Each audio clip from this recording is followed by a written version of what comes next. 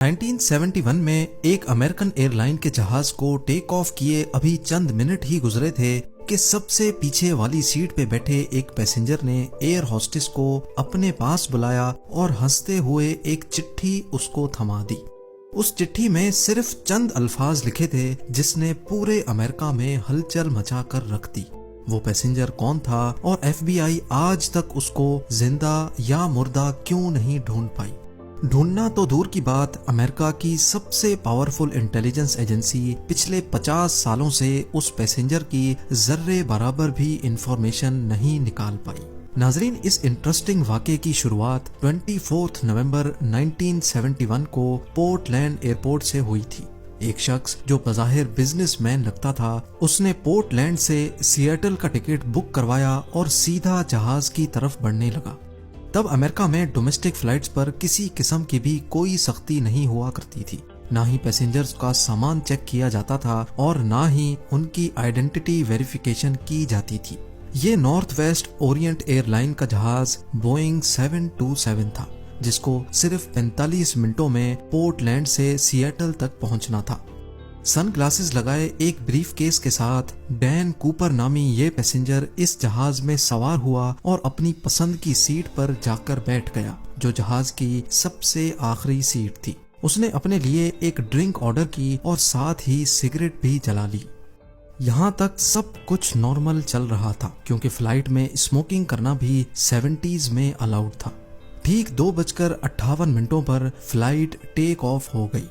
Take off होते ही Dan Cooper पीछे मुड़ा और पास में बैठी एयर होस्टेस को हंसते हुए एक एनवलप थमा दिया।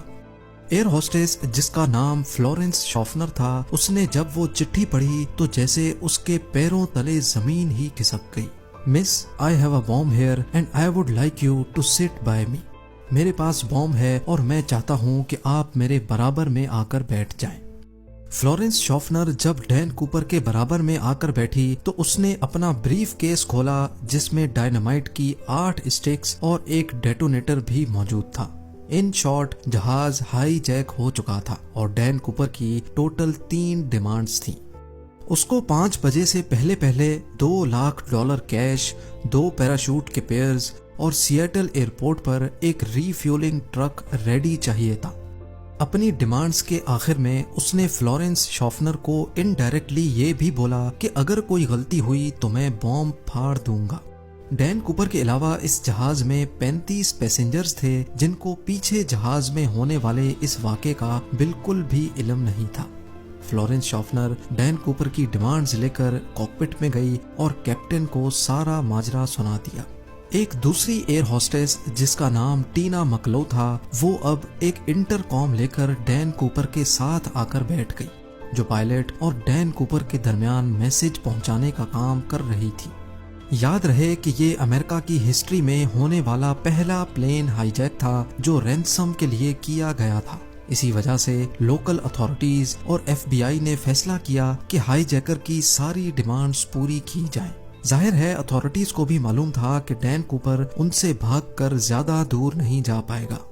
फ्लाइट, जिसको सिर्फ 45 मिनटों में ही सिएटल में लैंड करना था, वो अब अगले 1.5 घंटे तक एयरपोर्ट के गिर्द गर्दिश करती रही और बकाया 35 पैसेंजर्स जो इस सारे वाक़े से बिल्कुल बेखबर थे, उनको बताया गया कि टेक्निकल डिफिकल्टी की वजह से प्लेन की लैंडिंग में दुश्वारी हो रही है।